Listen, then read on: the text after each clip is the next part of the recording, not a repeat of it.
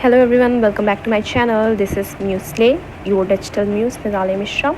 आज का वीडियो होने वाला एकदम रियल, डार्क और सच्चाई से भरा हुआ। आज के वीडियो में हम बात करने वाले एक ऐसे पॉलिटिशियन नेता के बारे में जो कि कनेक्टेड है एक पॉलिटिकल फैमिली से। जी हाँ, प्रज्वल रवन्ना रेप केस के बारे में हम सारी बातें आज डिस्क्लोज़ करने वाले हैं और डिस्कस करने वाले हैं वो सारी चीज़ जिसकी वजह से इनका ये रेप कांड, स्कैंडल हम बोलते हैं इसको, ओपन हुआ। चलिए शुरू करें। तो बात करते हैं प्रज्वल रवन्ना की, जो कि जेडीएस का एमपी रह चुका है और इनका पॉलिटिकल परिवार कुछ ऐसा है कि इनके जो ग्रैंडफादर थे वो हमारे पीएम रह चुके हैं। जी हाँ, एचडी देवगौड़ा, जो कि भारत के फॉर्मर पीएम रहे हैं, और इनके फादर एचडी रवन्ना ये भी एक बड़े नेता हैं। 2019 में प्रज्वल बने थे लोकसभा एमपी, लेकिन इनका पॉलिटिकल करियर सिर्फ नाम के लिए बढ़ा था। 2024 में एक सेक्स स्कैंडल ने इनकी असली पोल खोल दी। 2024 में एक पेन ड्राइव वायरल होती है जिसमें 3000 से भी ज़्यादा वीडियोस पाए जाते हैं, और वो सारे वीडियोस मोस्टली होते हैं प्रज्वल रवन्ना के, और उसमें से कुछ वीडियोस तो प्रज्वल रवन्ना ने खुद ही रिकॉर्ड किए होते हैं। उसमें वुमेन्स के रेप और सेक्सुअल असॉल्ट और एक्सप्लॉयटेशन के क्लियर प्रूफ हैं।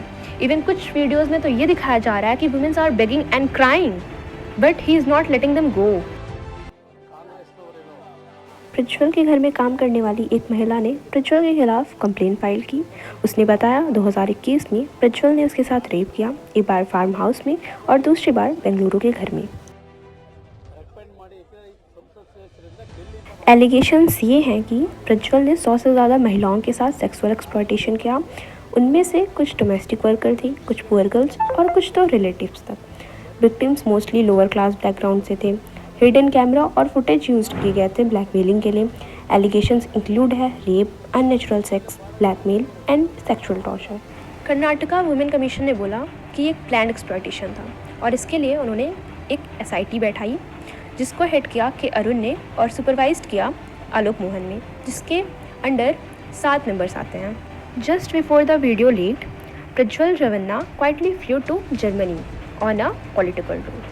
समय पहले 3 दिनों के लिए मैं अपनी बेटी से मिलने गई। प्रधानमंत्री जी, गृहमंत्री जी बोलने लगे कि प्रियंका गांधी विदेश में गई है। जहां मैं जाती हूं इनको पता चल जाता है, जहां विपक्ष के नेता जाते हैं इनको पता चल जाता है, लेकिन इस तरह का अपराधी, इस तरह का राक्षस इस देश को छोड़ के चले जाता है और इनको पता नहीं। होता ये है कि पुलिस को भी पता था कि वो इंडिया छोड़ के जा रहे हैं, लेकिन उनको रोकने के लिए कोई कोशिश नहीं की जाती है।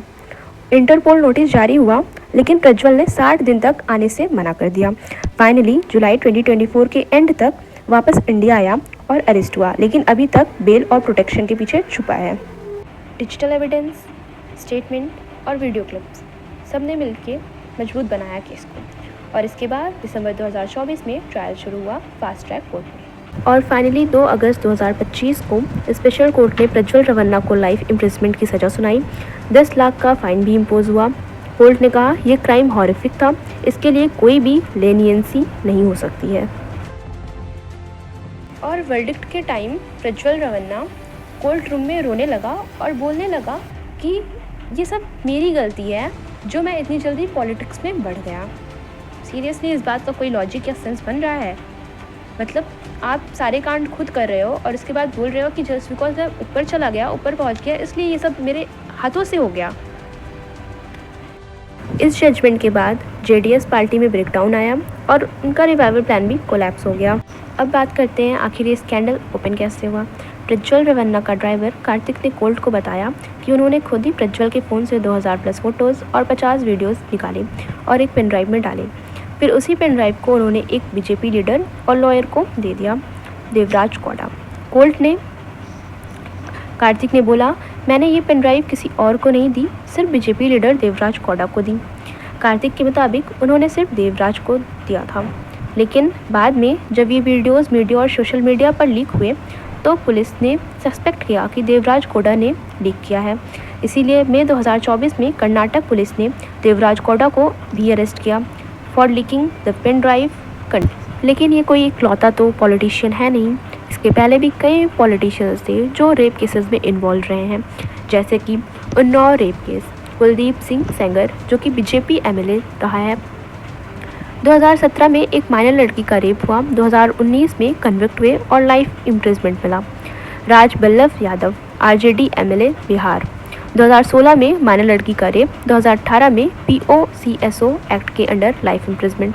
Gayatri Prasad Prajapati SP leader, rape case supreme court के डायरेक्शन के बाद फाइल हुआ। 2021 में 5 साल की सज़ा मिली। Vijay Mishra x MLA UP. एक सिंगर ने 2014 में गैंग रेप का केस फाइल किया। 2023 में भदोही कोर्ट ने 15 साल की सजा दी। Ramesh Kumar Congress MLA Karnataka give controversial statement, rape is inevitable enjoyed. Public outreach के बाद भी कोई लीगल एक्शन नहीं हुआ।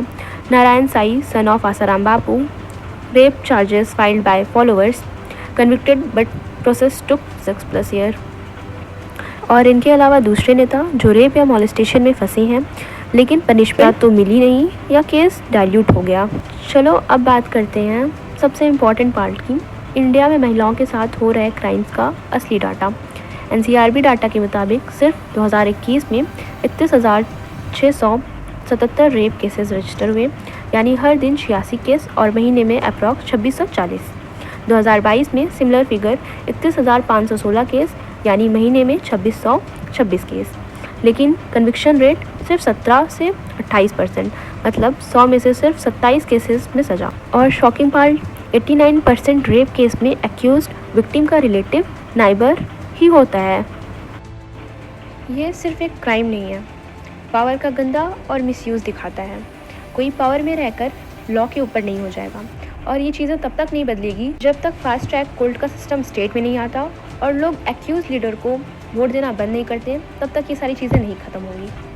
Please do like, share and comment and subscribe my channel if you want to connect with me and want to get more videos like this. Thank you for watching my video and stay connected. Bye bye.